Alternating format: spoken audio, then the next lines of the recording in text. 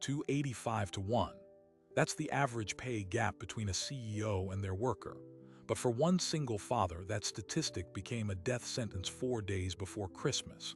Tonight, his 7-year-old daughter stands alone in the snow at the foot of a mansion's grand driveway. In her small hands, a handmade Christmas card becomes a weapon. And when the door opens, it won't reveal just a CEO in a silk robe. It will reveal an entire system broken.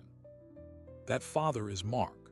48 hours ago, he was a warehouse manager at Ethelgard Industries, a company posting record profits. His daughter is Lily, age 7, and the woman in the doorway is Alara Vance, the 32-year-old tech prodigy who fired him. This isn't just a story about a layoff. It's about what happens when the calculated logic of a spreadsheet collides with the desperate hope of a child's glitter glue. And the question hanging in the frozen air is simple. What did that little girl write on her card? To understand the card, you have to understand the man who held the job. Mark Resnick wakes up at 5:15 every morning in a 2-bedroom apartment that smells like old coffee and budget laundry detergent. He's 42, a single father for 3 years since his wife, Clara, lost her battle with a rare autoimmune disease that also wiped out their savings. His world is a spreadsheet of meticulously managed necessities. The rent, Lily's after-school care, the car payment on a 7-year-old sedan that now has a concerning rattle. For the last 11 years, his anchor has been his job as the overnight shift manager at the Ethelgard Industries Distribution Center 6. He doesn't design the sleek consumer gadgets. He doesn't market them. He makes sure they get from a warehouse shelf to a delivery truck without a single scratch. His team of 18 calls him the Professor because he knows every SKU number by heart and can diagnose a conveyor belt jam by sound alone. He is, by every operational metric, excellent. And on the morning of December 21st, he is a line item. While Mark is packing Lily's lunch, Alara Vance is in her penthouse, reviewing the final quarterly report. At 32, she is the youngest CEO in Ethelgard's history, a former coding prodigy brought in by the board 18 months ago to streamline operations and maximize shareholder value.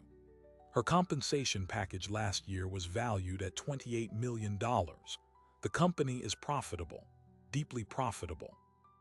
But the forecast for the next quarter is 0.3% below Wall Street expectations. In the silent language of billion-dollar markets, that is a scream. The board's directive, delivered in a terse memo, is clear. Identify and eliminate $10 million in redundant operational costs before the fiscal year closes. The euphemism is right-sizing. The reality is being calculated by an algorithm Alara herself helped design. It cross-references salaries, tenure, departmental performance metrics, and projected automation savings. It does not cross-reference mortgage payments or medical debt or a 7-year-old's belief in Santa Claus. At 9 a.m., the algorithm generates a list. 127 names. Mark Resnick is near the top. He gets the calendar invite at 10:37 a.m.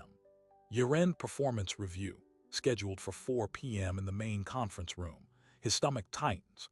Reviews are never this sudden, never this late in the day. A veteran on his crew, a man named Leo who has survived 3 previous restructurings, sees the look on Mark's face. "Don't go in alone," Leo says.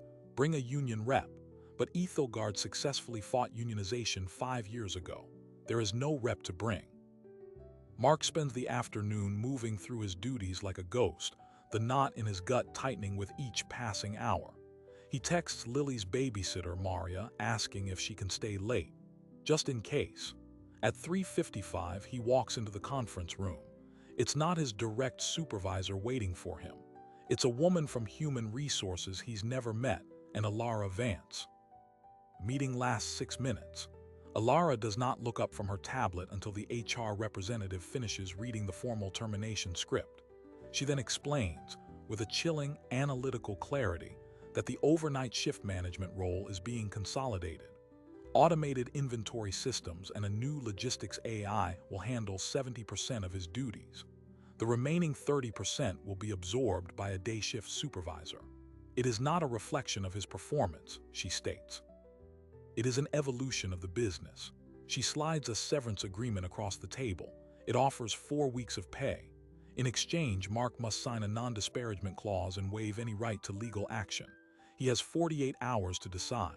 His company laptop and keycard are already deactivated. Security will escort him to gather his personal items. Mark sits in silence, the numbers scrolling behind his eyes. 4 weeks, then nothing. Rent is due January 1st. He thinks of Lily's Christmas gift, a modest beginner's art set already wrapped and hidden in his closet. He looks at Alara. "Did the algorithm tell you I'm a single dad?" he asks. Her expression doesn't change. "The process is data-driven and impartial, Mr. Resnick. We don't factor in personal circumstances. That would be discriminatory." The drive home is a blur. He picks up Lily from Maria's, forcing a smile that doesn't reach his eyes.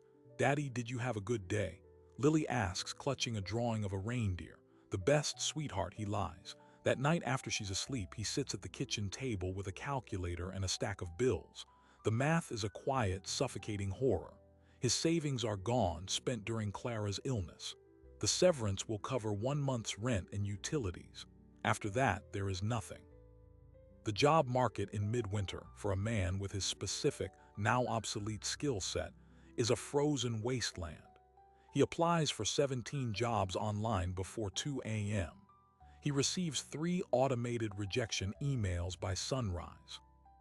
He keeps the truth from Lily for 24 hours, but children are seismographs for parental distress.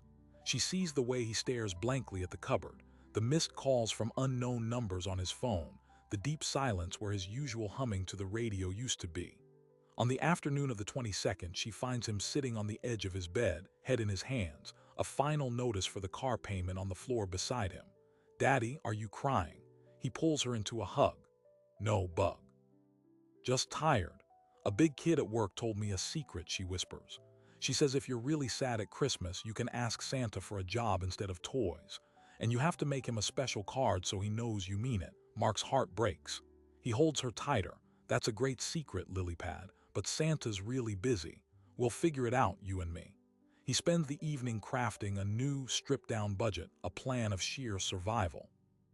He does not see Lily quietly take 2 sheets of red construction paper, her glitter glue, and a box of markers into her room. What he also doesn't know is that Alara Vance is not sleeping either. The termination list has been executed. The $10 million in savings is locked in. The board is pleased, but a low, persistent notification is pinging on her internal dashboard.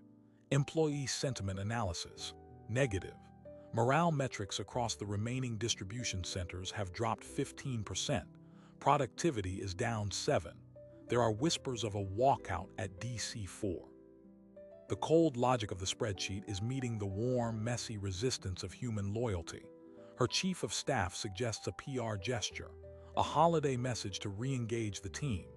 Alara, who believes in data, not gestures, dismisses it. She retreats to her estate in the hills to finalize the investor report, insulating herself from the human fallout of her decisions. The gates close behind her. The system, she believes, has worked.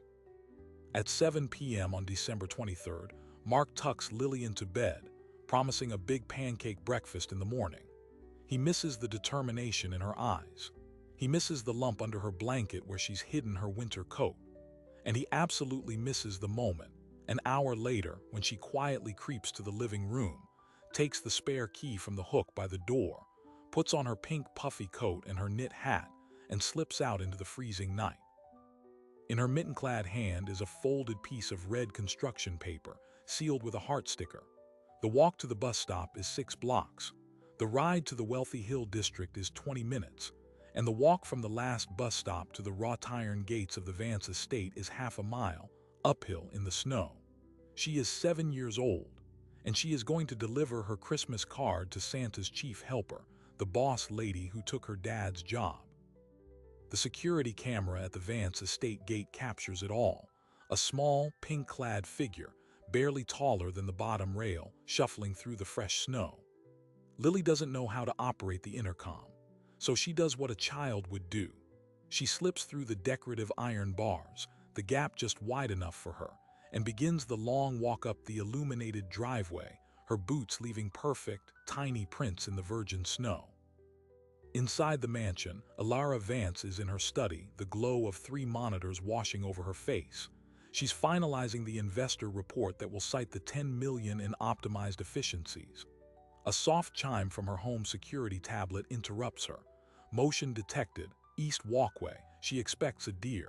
She taps the alert, and she sees a child, alone, in the middle of a snowstorm on her private property. For a full 10 seconds, Ilara simply stares, her brain unable to reconcile the data. A systems error, a prank. Then the child looks up, directly at the camera, her face pale and determined under her knitted hat. Ilara's first, coldly logical thought is liability.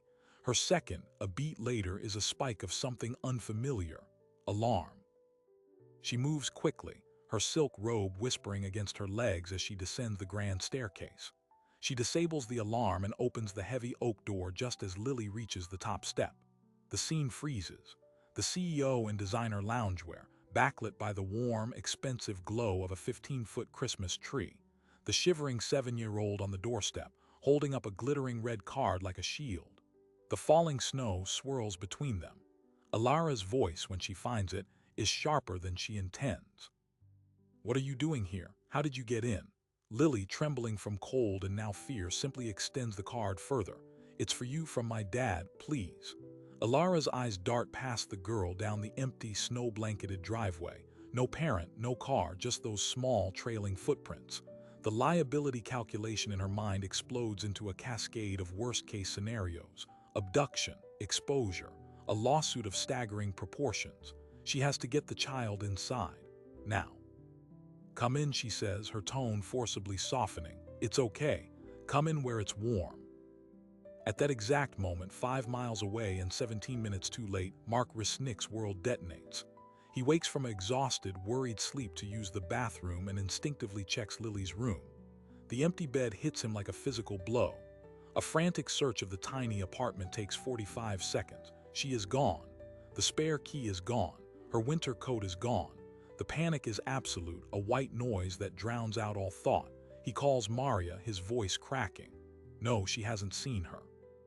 He scrambles into his own coat, his boots untied, and bolts into the freezing night, screaming her name into the void of the silent, sleeping neighborhood. His neighbor, Mrs. Gable, hears the commotion and comes to her door. "Mark, what's wrong?" "Lily's gone. Call the police, please." Mark is already running toward his car, his only thought a desperate, looping prayer. As he fumbles with his keys, his phone rings. An unknown number. He answers, his voice a ragged gasp. "Hello." A woman's voice, crisp and tense, speaks. "Mr. Resnick, this is Ilara Vance. Your daughter is at my home." Back at the mansion, Lily sits rigidly on the very edge of a white sofa that probably costs more than Mark's car. She hasn't taken off her coat. Ilara has placed a cup of hot chocolate in front of her, which goes untouched. The red card sits on the glass coffee table between them.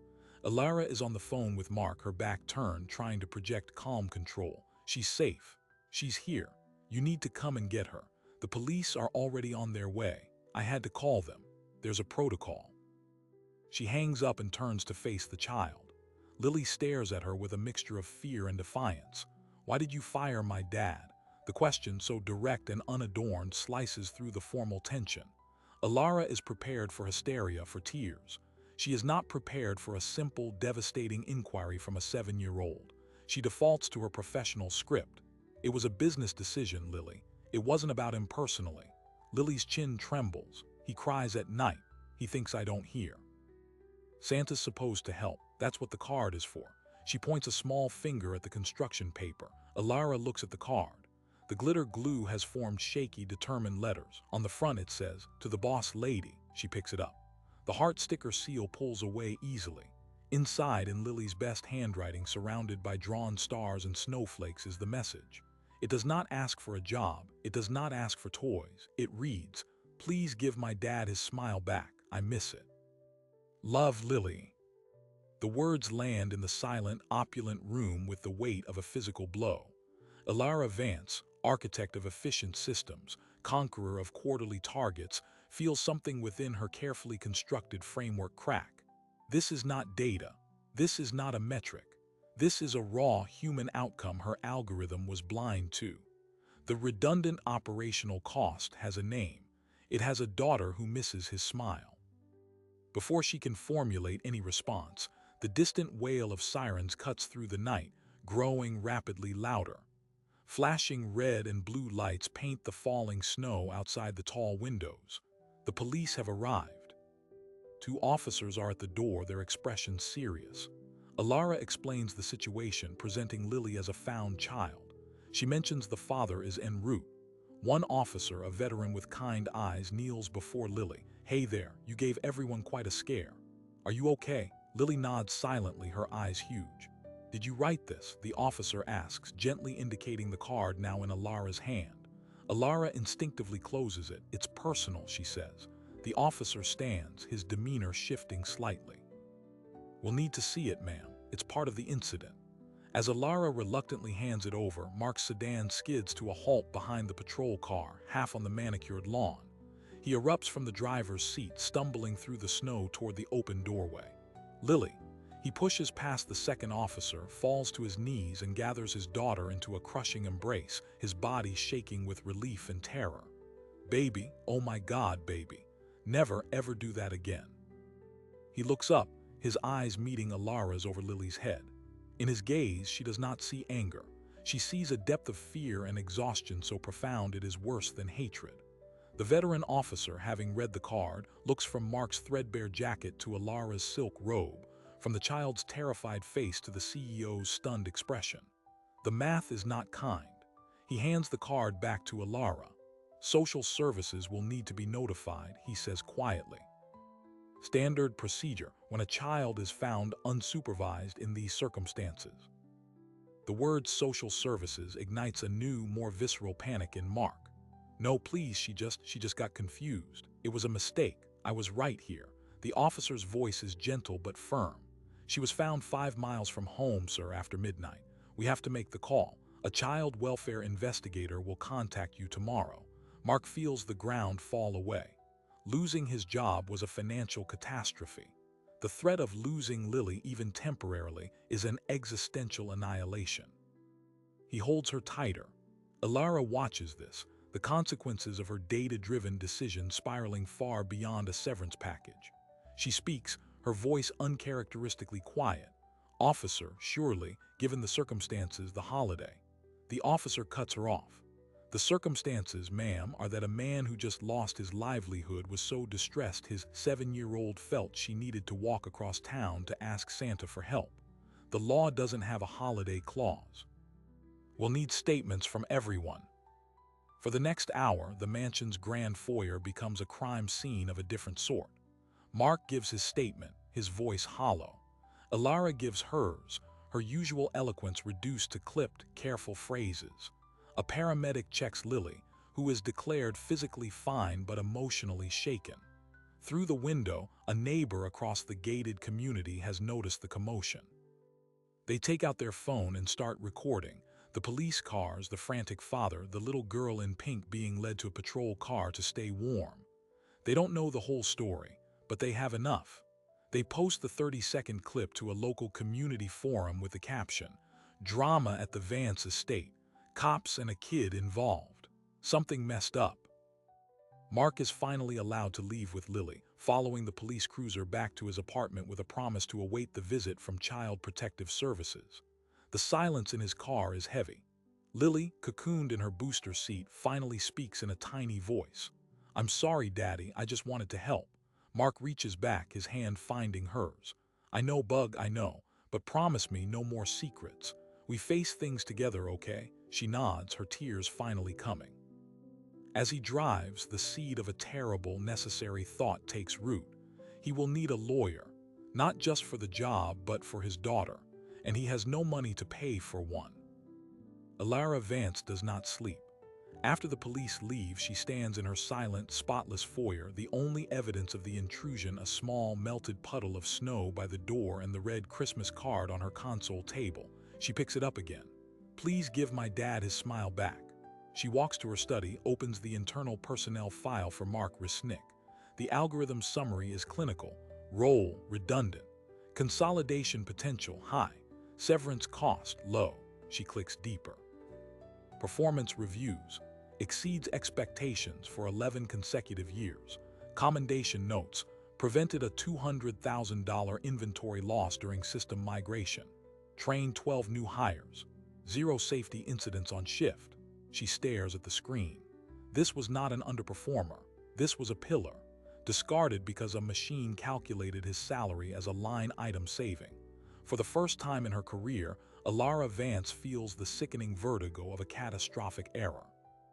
Not a coding error, a human one. She closes the file. It's too late, she tells herself. The decision is made. The process was followed.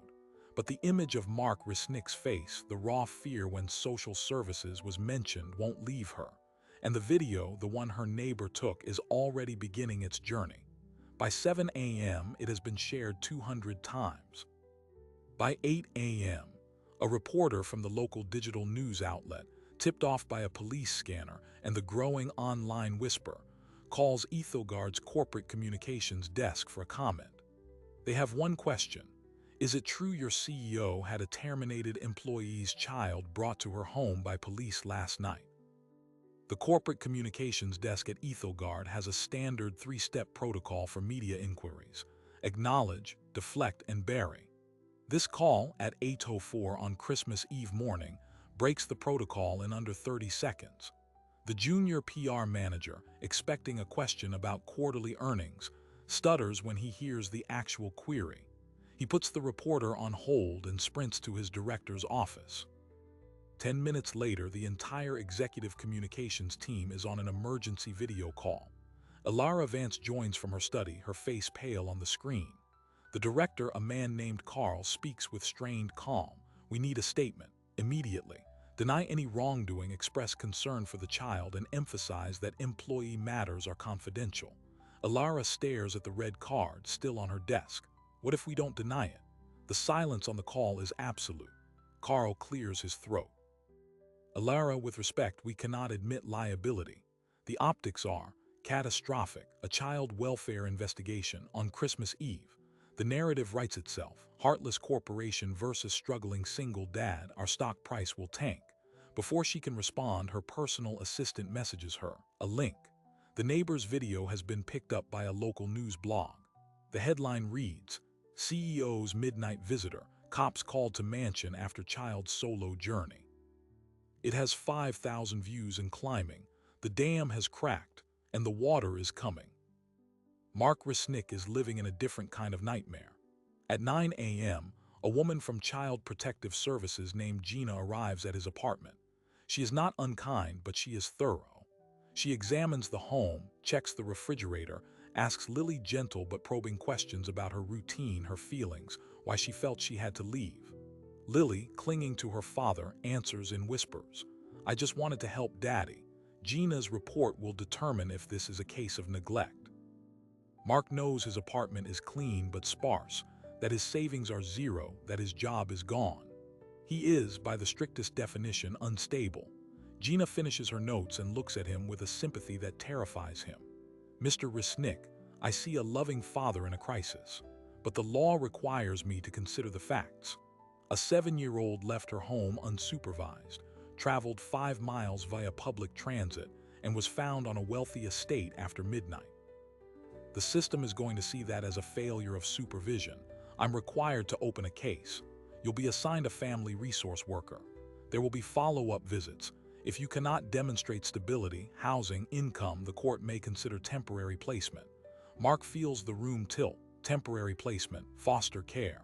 The words are a death sentence. He pleads with her. I'm trying, I'm applying everywhere. Give me a week. Gina's expression is pained. It's Christmas Eve. The courts are closed until the 26th. Use that time, find a lawyer, and for God's sake find a job, any job. As Gina leaves, Mark's phone begins to vibrate incessantly. Unknown numbers, texts from old coworkers. Dude, are you okay? I just saw something online. A message from Leo, his former crewmate. They're talking about you on the news, Mark. Stay strong. Mark has no time to process this. He has 48 hours to become stable. He logs into a job search website and begins applying for anything: gas station attendant, overnight stalker, warehouse temp. The pay is half what he made. It doesn't matter. He needs a paycheck stub, and he stubbed to show the system he's trying. He's filling out his third application when his doorbell rings. He opens it to find a young woman with a microphone and a man with a camera on his shoulder. "Mr. Resnick, Chloe Benson, Channel 7 News. We understand you were recently terminated from Ethelgard Industries and that your daughter was involved in an incident at the CEO's home last night. Can you comment?" Mark slams the door, his heart hammering. He pulls the blinds closed. Through a crack, he watches as the news van parks across the street. They're not leaving. The story is no longer a local blog post. It's on television. By 11 a.m., the story has a name: The Christmas Card Case. The neighbor's video has been viewed over 200,000 times. A former Ethelgard employee anonymously posts on a forum. The algorithm they used for layoffs is called Reaper. It literally has a skull icon. This detail is seized upon. The narrative crystallizes: cold, inhuman technology versus human desperation. A copy of Lily's Christmas card message is leaked. No one knows how. Maybe the police officer talked. Maybe a staffer at the mansion. The message, "Please give my dad his smile back," becomes the rallying cry. It is tweeted, posted, shared on Instagram with hashtags: "Give him his smile back, Ethelgard Scrooge." By noon, a small group of protesters organized via social media gathers outside Ethelgard's sleek downtown headquarters. They hold printed signs with Lily's words on them. News helicopters circle. The stock price, as Carl predicted, begins to dip. Not a crash, but a steady, worrying bleed. Inside the boardroom, the atmosphere is glacial. The board members, dialing in from vacation homes in Aspen and the Bahamas, are not happy. One of them, a septuagenarian named Arthur, speaks for all of them. "Alara, you were brought in to manage risk. This is a 5-alarm fire. The brand is being painted as villainous in a Christmas story. It's a PR nightmare of the highest order. You need to contain it. Now." Alara, watching the protest footage on a monitor, asks the question she already knows the answer to. What would containment look like? Arthur doesn't hesitate.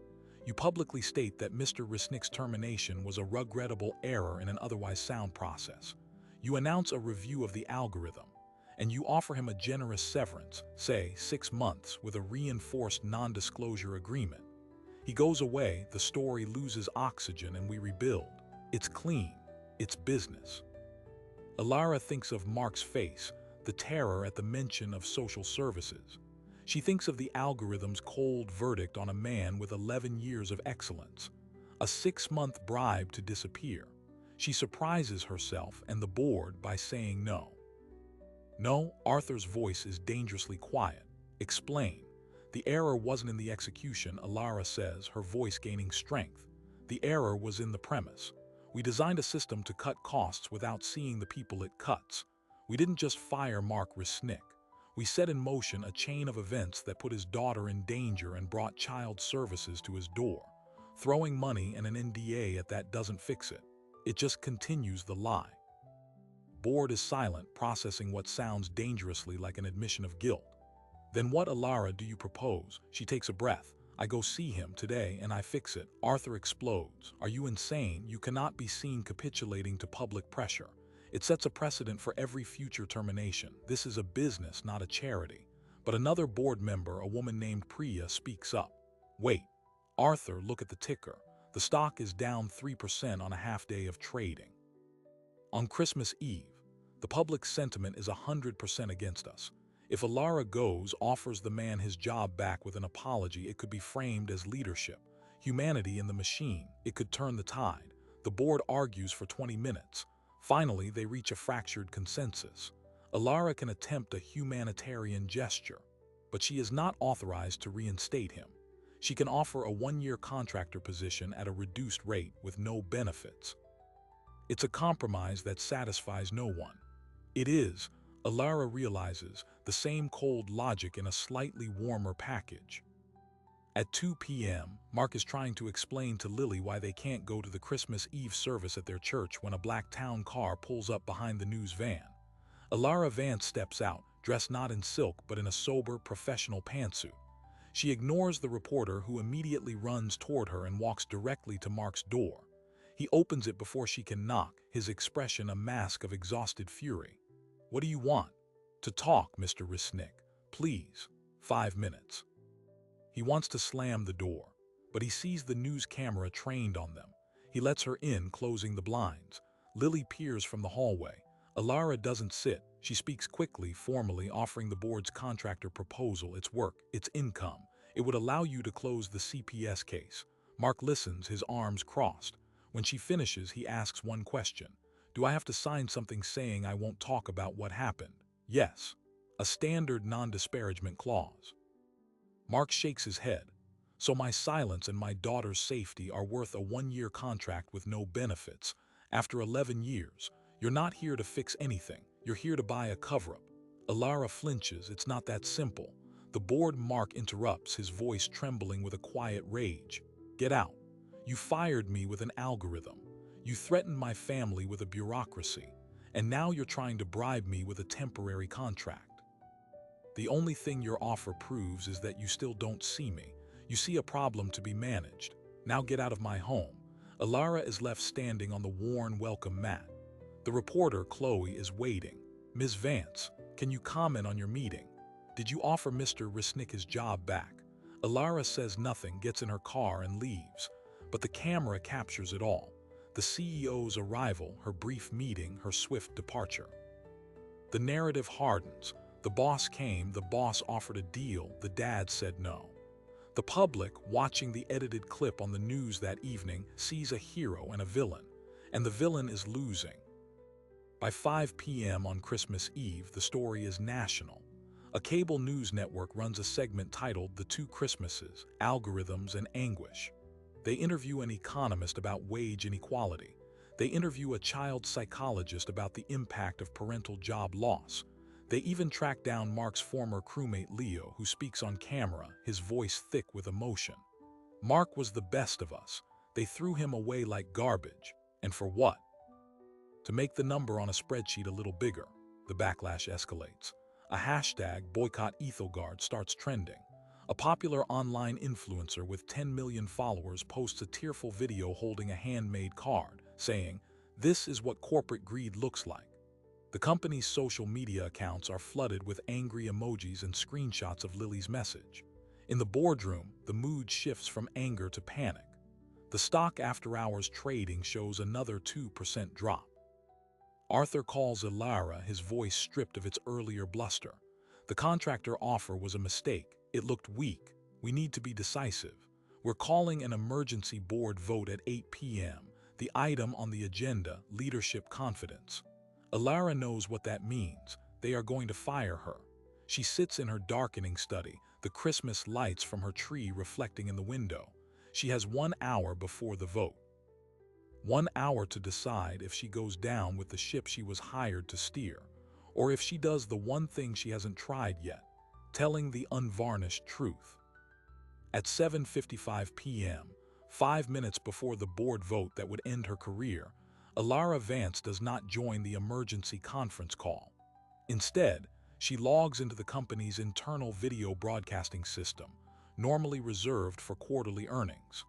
Her face, tired but resolute, appears on the screens of every employee who has company email, and with one click, she makes the stream public. She does not ask for permission. She begins to speak, and for the first time she does not read from a script. "My name is Alara Vance, and I am the CEO of Ethelgard Industries. 48 hours ago, I made a decision that I believed was sound, data-driven, and in the best interest of this company. I was wrong. That decision cost a good man, Mark Resnick, his job. It set in motion a chain of events that endangered his child and brought the specter of family separation to his door on Christmas Eve. I was given a choice tonight, to hide behind a non-disclosure agreement or to tell you the truth. I am choosing the truth. The algorithm we used, which I helped design, is called Reaper. It is efficient, it is impartial, and it is blind. It cannot see 11 years of loyal service. It cannot see a man who is the sole provider for his daughter. It cannot see the human cost of its calculations. That is a failure of leadership, my leadership. Therefore, effective immediately, I am suspending the use of the Reaper algorithm for any personnel decisions. I am reinstating Mark Resnick to his position, with full back pay, full benefits, and a promotion to a new role overseeing human oversight in our logistics automation. And I am submitting my resignation to the board. Some mistakes are too profound to be corrected from the same chair in which they were made. The reaction is instantaneous and seismic. Within minutes, the video has hundreds of thousands of views. The board, scrambling on their private call, is rendered irrelevant. They cannot fire her, she has already quit. And in doing so, she has reframed the entire narrative. The villain has stepped down. The company, by her directive, has made amends. The stock market, closed for the holiday, will have to wait. But the court of public opinion renders its verdict in real time. The hashtag #Stand with Alara begins trending alongside Give Him His Smile Back. It is a staggering, unexpected redemption arc. In his apartment, Mark watches the live stream on his phone, Lily asleep on his lap. He watches as Alara Vance dismantles her own legacy to give him his back. He feels no triumph, only a deep, weary relief. The phone rings. It's Gina, the CPS worker. Mark, I just saw, well, everyone just saw. I'm closing the case. You have your job, you have stability. You're a good dad who hit a terrible patch. Just be there for her. Mark thanks her, his voice choked. He hangs up and holds his daughter, the fear of loss finally receding. An hour later, his email pings. It's an official reinstatement letter from Ethelgard's HR department, copied to the entire board, detailing his new title, his back pay, and a significant salary increase. Attached is a separate personal note from Alara. Mr. Resnick, Mark, the job is the least of what I owe you, but it's a start. There will be no non-disclosure. You are free to tell your story. I hope in time you might consider helping me ensure no one else has to live it. Sincerely, Alara. Christmas morning dawns quiet in the Resnick apartment. The promised pancakes are eaten. The modest art set is opened and immediately put to use. The news vans have gone, chasing the next story. For the first time in days, Mark feels his smile returning, not as a performance but as a genuine reflex. Lily looks up from her drawing. See, Daddy, Santa listened.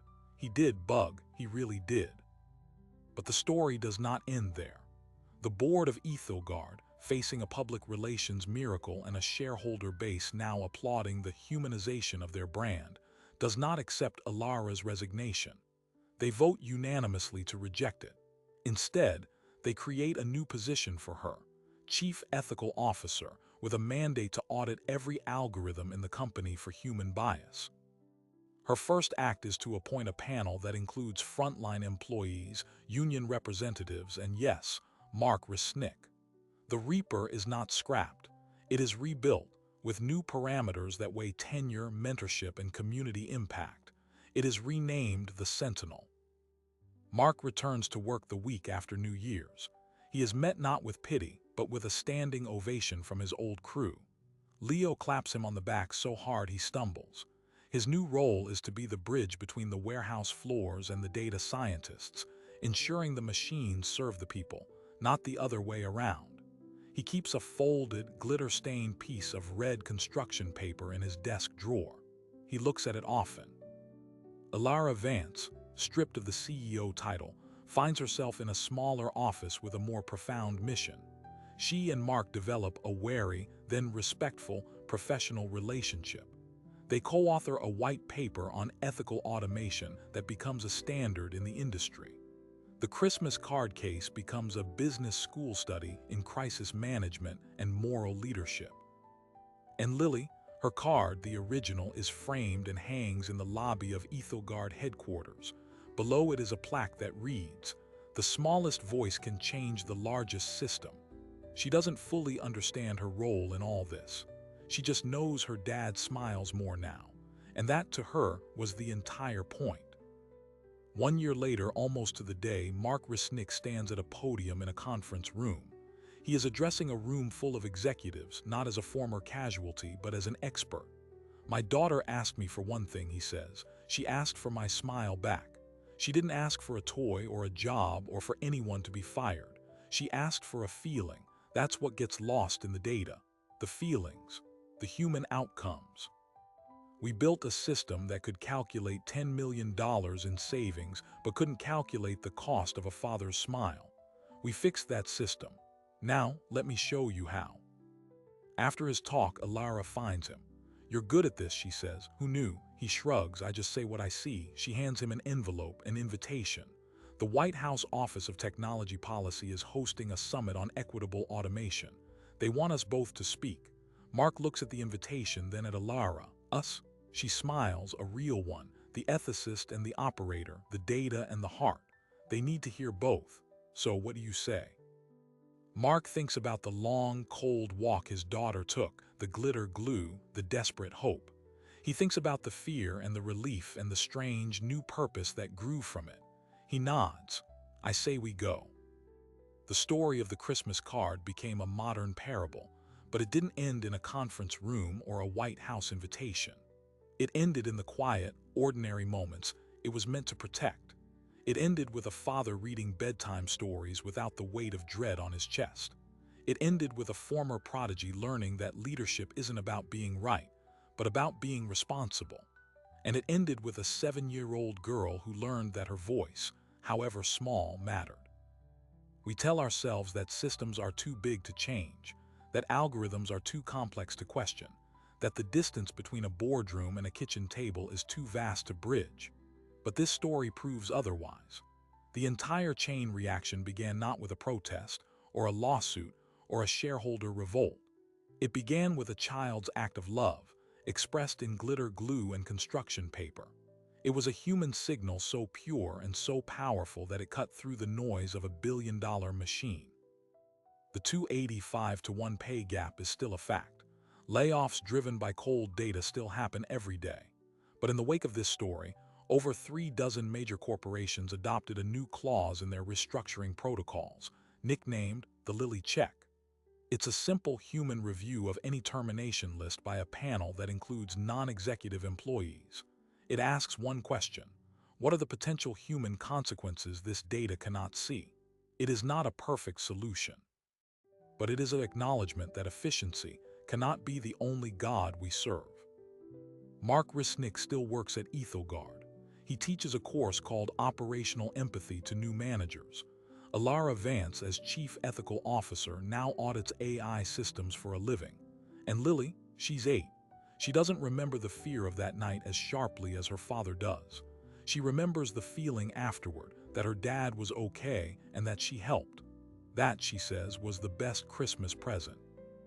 So the next time you hear about a corporate restructuring, a round of layoffs, a coldly efficient business decision, remember this. Behind every data point, there is a person. Behind every cost-saving measure, there is a kitchen table, a set of worries, a story. The systems we build are only as humane as the values we code into them. And sometimes, the most powerful audit is not conducted by a regulator, but by a child holding a piece of construction paper in the snow. If you believe that no algorithm should be allowed to erase a father's smile, hit subscribe. Because stories like this remind us that even in an age of machines, the human heart remains the most disruptive technology of all.